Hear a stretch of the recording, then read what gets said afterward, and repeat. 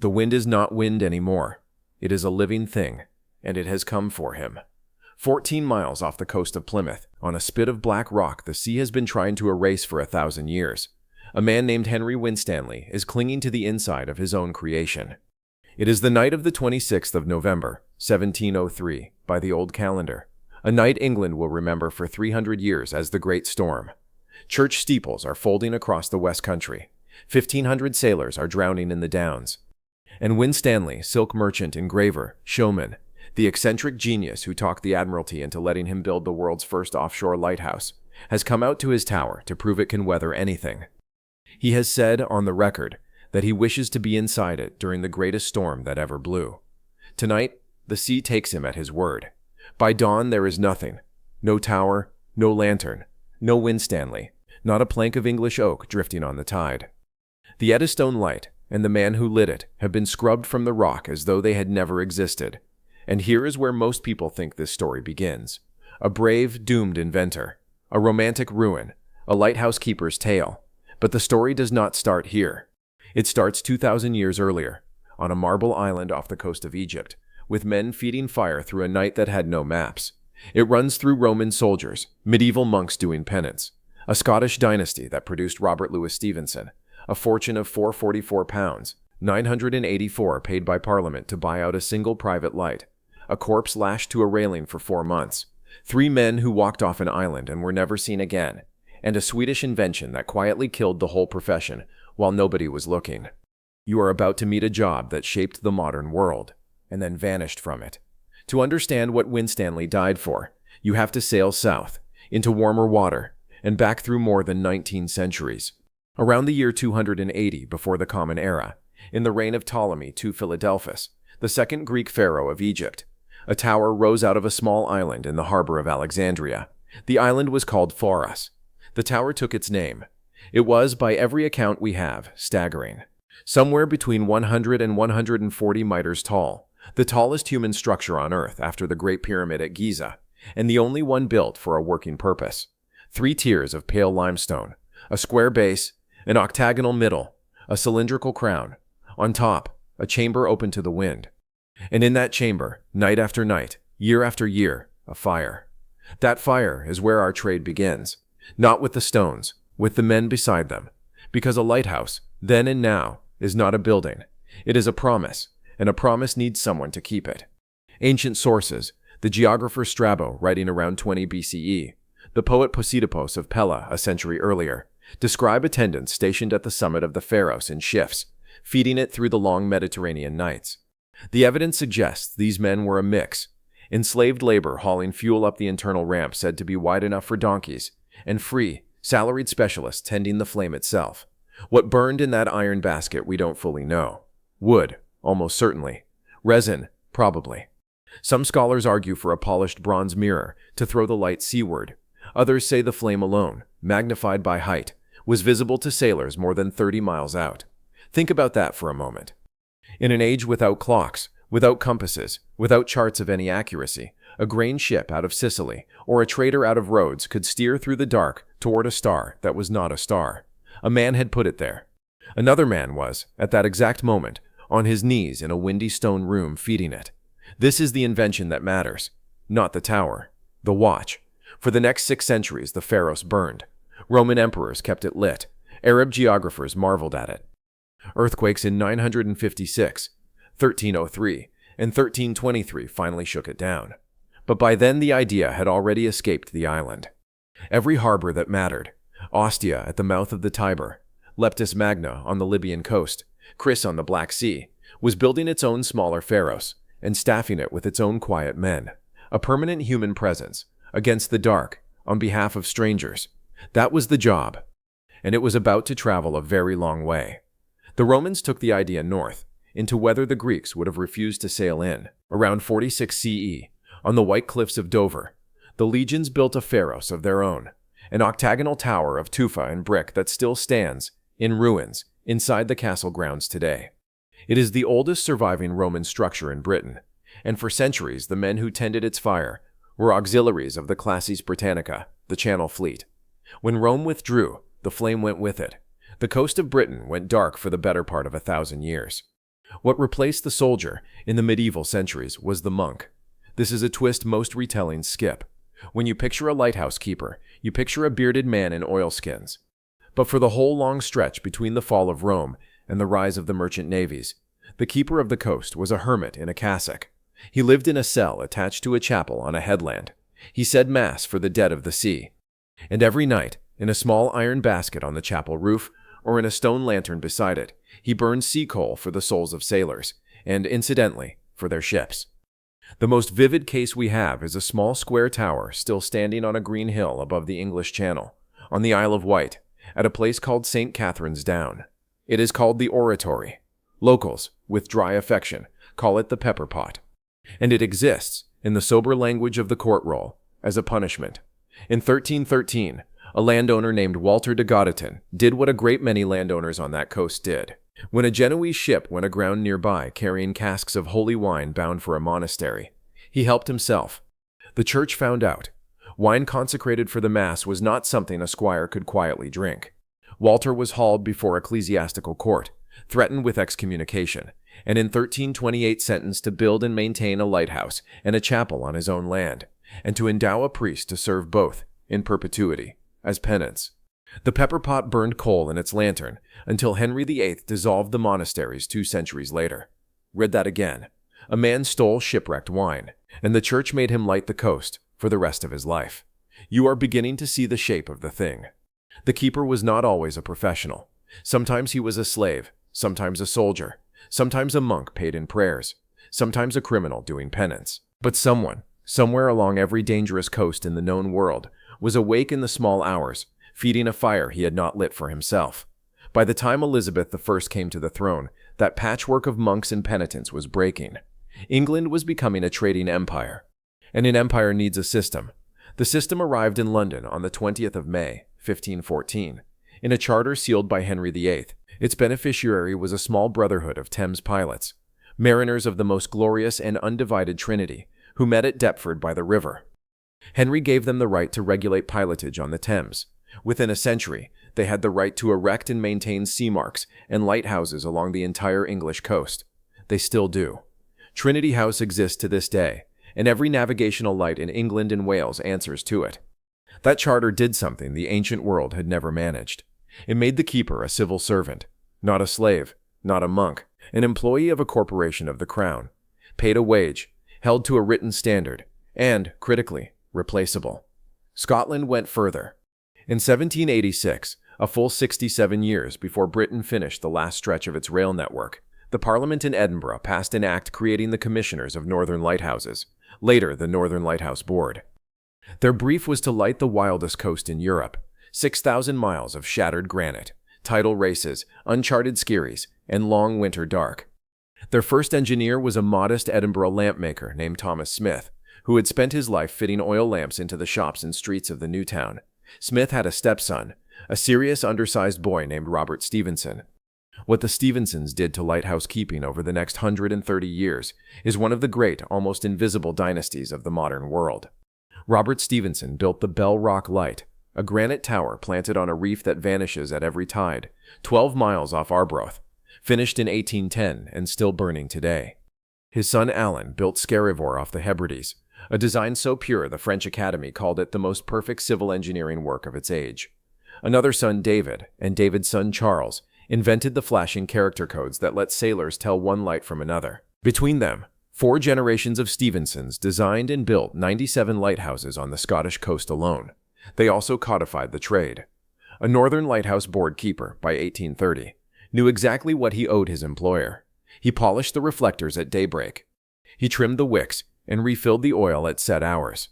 He wound the clockwork that turned the lens. He kept a daily journal, in ink, of weather, ships, and casualties. He stood 4-hour watches through the night. He received an annual visit from a commissioner in a black coat. And there is a footnote to this dynasty most viewers never learn. Robert Stevenson's grandson refused the family firm, went to Samoa, and became the greatest storyteller of the age. His name was Robert Louis Stevenson. When he wrote of dark seas and doomed towers, he was writing about the family business. Across the Atlantic, the young United States was watching and copying. On the 7th of August, 1789, the 9th Act of the very first Congress, President George Washington signed into being the U.S. Lighthouse establishment. It was the federal government's ninth ever piece of legislation. Before there was a national bank, before there was a Supreme Court in any working sense, there were federally paid keepers on the American coast. The message was unmistakable. A country that could not light its harbors could not call itself a country. The keeper's craft was now spreading like a language. And in 1822, in the harbor of Cordouan, at the mouth of the Gironde estuary in France, that language got a new alphabet. A young engineer named Augustin Fresnel, 34 years old and dying slowly of tuberculosis, mounted an invention on top of France's oldest working lighthouse. It was a beehive of concentric glass rings, each one carved to bend light with the precision of a jeweler's cut. Where a conventional reflector might send perhaps 20% of a flame's light to sea, Fresnel's lens sent more than 80. On a clear night, a single oil lamp behind a first-order Fresnel could be seen from more than 20 miles away. The keeper's job changed overnight. He was no longer tending a bonfire. He was tending an optical instrument as delicate and expensive as a telescope. He wore linen gloves to touch the glass.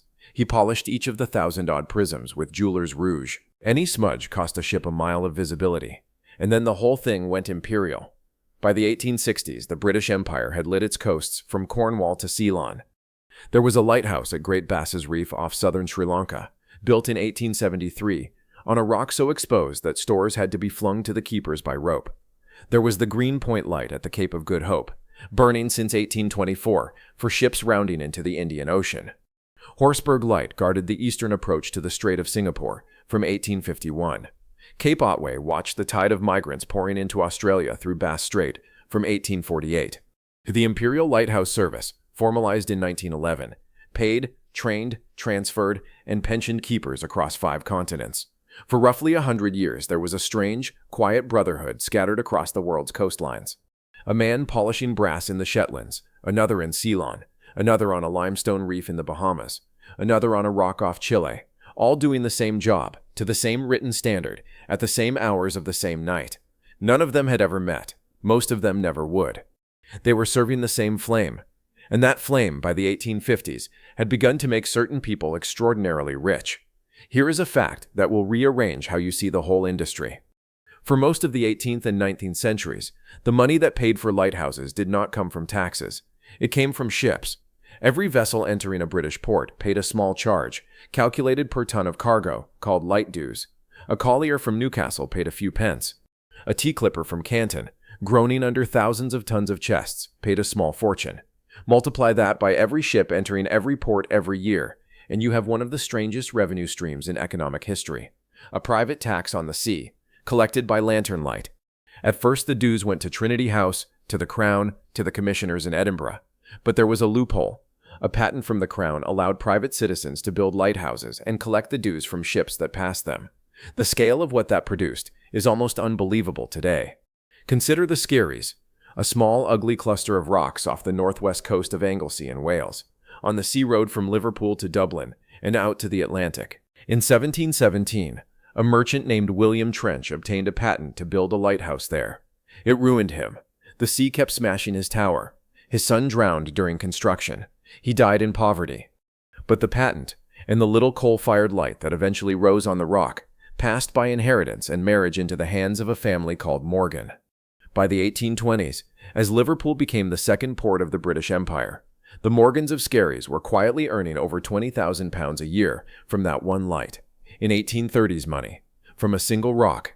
In today's terms, comfortably several £1,000,000 a year, from a lantern lit each night by a keeper paid perhaps £30 for the whole 12-month. Parliament noticed. In 1836, an act was passed to end all private lighthouses in England and Wales, forcing Trinity House to buy out the remaining private patents. Most owners took modest settlements. The Morgans held out. When their compensation was finally settled in 1841, Parliament paid the family £444,984 sterling on the nail.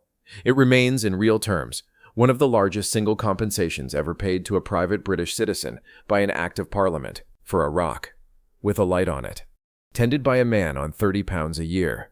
You start to see, don't you, why the keeper's job was suddenly attracting a different kind of attention. This was no longer a monk with a coal basket. It was the humblest employee at the base of one of the most profitable pyramids in the industrial world. The ship owners of Liverpool, the tea merchants of London, the sugar barons of Bristol, every one of them paid, every voyage, into a system that ran on the wakefulness of a man in a stone room, and the man in the stone room was about to become respectable. By the 1850s, in the pages of Harper's Weekly in New York and the Illustrated London News, a new kind of hero was being drawn. He wore a dark blue tunic, brass-buttoned, with an anchor stitched at the collar. His cap bore the insignia of the Trinity House, or the U.S. Lighthouse Board. He stood with one hand on the polished rail of a lantern gallery, looking calmly out to a storm-black sea. His name, more often than not, was printed underneath. This was new, for all the centuries before. The keeper had been invisible, a servant, a monk, a convict, a shadow behind the flame. Now, suddenly, he had a uniform, he had a pension, he had a title, and he was earning, in real wages, more than a rural schoolteacher, and roughly what a police sergeant made in a market town. The credit belongs to two men on two continents. In Britain, it was Alan Stevenson, second of the Great Dynasty, appointed engineer to the Northern Lighthouse Board in 1843. Stevenson believed the keeper deserved the standing of a naval petty officer, and he wrote it into regulation. Uniform issue, standardized pay, free housing on station, schooling for the children of keepers on rock stations, provided by a visiting master, and, crucially, a pension after long service, a rare thing for a working man in Victorian Britain, and a real one. In the United States, the transformation was pushed by Thornton A. Jenkins, a naval officer who served as secretary of the newly reformed U.S. Lighthouse Board from 1852. Jenkins had toured the French and British services, seen the difference discipline made, and dragged the American system into line.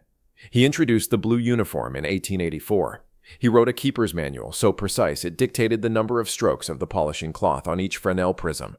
He made the American keeper, in effect, a civilian sailor of the shore. And the public responded. When the Bell Rock keepers rescued the crew of a stricken brig in 1830, their names were in the London papers within the week. When John Bennett Megger, keeper of Minot's Ledge off Cohasset, Massachusetts, kept his light burning through a hurricane in 1888, Harper's ran an engraving of him in the lantern room. When the keeper of Eddystone, the fourth tower, Douglas's granite masterpiece finished in 1882, on the same rock that had killed Winstanley, waved to passing steamers, tourists on the deck of Cunard liners waved back. The keeper had become a kind of civil aristocrat. Poor still, by any modern measure, but respectable, trusted with public property worth thousands, written into naval fiction, painted by Turner, photographed for postcards sold in Weymouth and Bar Harbor. That is the picture the public loved. It is also the picture that hid, behind its brass buttons and steady gaze, everything the trade actually did to the men who did it. 20 miles off the Pembrokeshire coast of Wales, on a cluster of jagged rocks called the Smalls, there stood in 1801 a lighthouse unlike any other in Britain. It was a wooden octagon perched on 9 oak stilts, so that the sea could pass through beneath it rather than break against it. 2 men lived inside it. Their names were Thomas Howell and Thomas Griffith. They were both coopers by trade, barrel makers, recruited because the owners believed a cooper's hands could mend the leaky cistern in a storm. They did not like each other. This was known on shore. It had been remarked in the local alehouse. Nobody thought it mattered. Then, some weeks into their tour, Thomas Griffith fell ill. We don't fully know with what. He weakened. He died. Thomas Howell was now alone on a wooden platform in the middle of the sea, in the winter of 1801, with a corpse, with a light still to be kept, and with a problem no manual had ever addressed. If he threw the body into the sea, the obvious thing, he would come ashore, sooner or later, and be accused of murder. Everyone knew he and Griffith had quarreled. There was no ship coming for weeks. There was no telegraph. There was no way to send word. So he built a box out of scrap timber. He put Griffith in it. He lashed the box to the outside rail of the lantern gallery, where the wind could keep the smell down, and he went back to tending the light. The weather turned. Storms came and hammered the tower.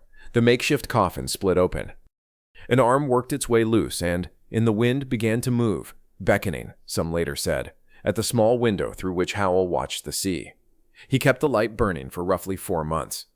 When the relief ship finally reached the Smalls, the man who came down the ladder was by every account no longer entirely the man who had gone up it. His own family, meeting him on the quay at Milford Haven, did not recognize him at first. He never fully recovered. The Admiralty in London read the report, and in the years that followed, every rock station in the British service was quietly recrewed, from 2 men to 3. Never again, the rule went, Could a keeper be trapped alone with a dead colleague and a working light? The Smalls tragedy did something else, too. It punched a hole in the polite picture of the keeper as a stoical civil servant. It made the state admit, on paper, that the trade could break a man's mind. And it introduced into the whole Victorian system a quiet, permanent awareness that behind the brass buttons and the pensions, there was something in this job that was not entirely survivable. That awareness would prove correct in ways nobody yet suspected. Because there was, all this time, a second killer inside the lighthouse. And it was in the lens itself. By the 1890s, the great first-order Fresnel lenses, some weighing 4 tons, some the size of a small cottage, were being made to rotate on a bearing that reduced friction almost to nothing. The trick was a bath of liquid mercury. The heavy glass drum floated on a thin ring of the silver liquid, and a child, in theory, could push it round with one finger. Keepers loved the mercury float. It was smooth. It was silent. It let the beam sweep the horizon on the exact rhythm that ships out at sea used to identify the station. Nobody knew, in 1890, what mercury vapor does to the human nervous system. Now we do. Chronic low-dose exposure produces tremors in the hands, sleeplessness, irritability, paranoia, a shrinking of the visual field, hallucinations, and in advanced cases, a violent personality change. The Victorians had a name for the same syndrome in another trade, mad as a hatter, from the mercury felt makers used to make top hats. In the Scottish Highlands and the Hebrides, a parallel phrase entered the language among the fishing communities around lighthouse stations, mad as a lightkeeper. They were not being cruel, they were describing what they saw. The men who trimmed the mercury bath were breathing metal every night of every winter for years on end. Some retired shaking, some retired unable to sleep, some retired to asylums. The Northern Lighthouse Board did not fully replace mercury floats with ball-bearing races until well into the 20th century. And it is against that background that we come to the strangest single case in the trade's history. Eilean Mòr is the largest of the Flennan Isles, 17 miles west of Lewis in the Outer Hebrides, a granite lump in the Atlantic, uninhabited by human beings for centuries, so remote that the shepherds who sometimes landed there refused to spend the night. The Northern Lighthouse Board built a station on it in 1899. 3 keepers, James Ducat, Thomas Marshall, Donald MacArthur, took up their tour in December 1900. On the 26th of December, the relief steamer Hesperus arrived. No flag flew. No smoke rose from the chimney. The landing party climbed the stairs and found the door closed, the beds made. The last entry in the logbook dated the 15th. 1 meal partly eaten, 1 chair overturned. 2 sets of oilskins gone from their pegs. The 3rd still hanging. Nothing else. No bodies. No sign of violence. Nothing. More than 125 years later, we still don't know what happened to the 3 men of Eilean Mòr. A freak wave sweeping 2 of them off the west landing, while the 3rd ran to help? A quarrel, ending in tragedy, in a place where quarrels had nowhere to go? We can guess. We can never know. What we do know is what Eilean Mòr came to stand for, in the papers of Edinburgh and London that winter. The trade was not just dangerous in the body, it was dangerous in the mind, and the sea, at the end, would take even the memory of you. The thing that killed the lighthouse keeper was not a storm, it was a valve. In 1907, in a laboratory in Stockholm, a Swedish engineer named Niels Gustaf Dahlin was working for a company called AGA, Aktiebolaget Gasackumulator, that specialized in the safe handling of acetylene gas. Dahlin had already invented a way to dissolve acetylene into porous concrete so it could be stored and shipped without exploding, a small revolution in itself. But that year he did something quieter and more consequential. He built a device the size of a coffee cup. Inside it, 4 small metal rods, 3 of them polished, 1 of them painted matte black. In sunlight, the black rod absorbed heat and expanded slightly faster than the others. That tiny differential expansion, over the length of a summer's afternoon, closed a valve. At sunset, as the black rod cooled and shrank, the valve opened. Gas flowed. A pilot flame lit the main jet. A lighthouse switched itself on. They called it the solvental, the sun valve. For the first time in more than 2,000 years, a coastal light did not need a man beside it. By 1909, Dahlin was fitting his valves to buoys and unmanned rock towers along the Swedish coast. By 1912, AGA lights were being sold to the Danes, the Norwegians, the British, the Australians, the Argentines. A lighthouse that had needed 3 keepers, a boat crew, and an annual budget could be replaced by an AGA installation that required a mechanic to visit once every 6 or 12 months to change the gas cylinder. Governments who ran empires of lights did the arithmetic within weeks. The Nobel Committee did the same arithmetic differently. In 1912, Gustave Dalén was awarded the Nobel Prize in Physics. The citation credited him specifically with the invention that had automated the lighthouses of the world. He was not there to receive it. On the 27th of September that year, testing one of his own acetylene cylinders in a quarry outside Stockholm, Dalén had suffered an explosion that took his eyesight. He accepted the Nobel Prize blind and spent the rest of his life running AGA by dictation. There is a cruel poetry in that. The man who freed the lighthouse from the human eye had, by doing so, cost himself his own. Between 1912 and 1930, the effect on the trade was catastrophic. In Sweden, the number of manned stations fell by more than half in a decade. In Australia, hundreds of small harbor lights were converted to AGA and left to run themselves. The Imperial Lighthouse Service began quietly dismissing keepers from lesser stations. The great rock towers, Bell Rock, Skerryvore, Eddystone, still had men on them. But the writing was on the lantern room wall. The trade that had spanned 2,000 years had, in the calm hand of a blind Swede, been given its notice. The dismissal took the rest of the 20th century. After AGA came electricity. In the 1920s and 30s, mains cables reached lighthouses that had once been the loneliest addresses in the world. The oil lamp inside the Great Fresnel was replaced by an electric bulb. The clockwork that turned the lens was replaced by a small motor. A keeper who had once been kept awake winding weights and trimming wicks every 4 hours found himself, in the 1950s, mostly reading books and painting the walls. Then came radar, then LORAN.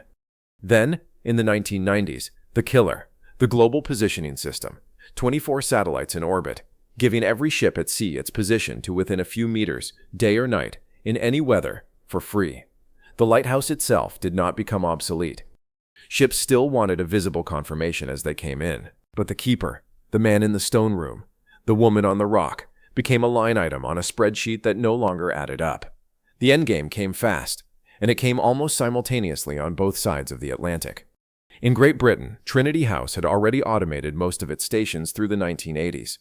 On the 26th of November 1998, by chance, the anniversary of the storm that killed Winstanley, the last British keepers walked out of the North Foreland Light at the tip of Kent, closed the door behind them, and became the final generation of a profession that Henry VIII had chartered in 1514. In the United States, one lighthouse held out longer than all the others. Boston Light, on Little Brewster Island in Boston Harbor, the site of the first American lighthouse, built in 1716.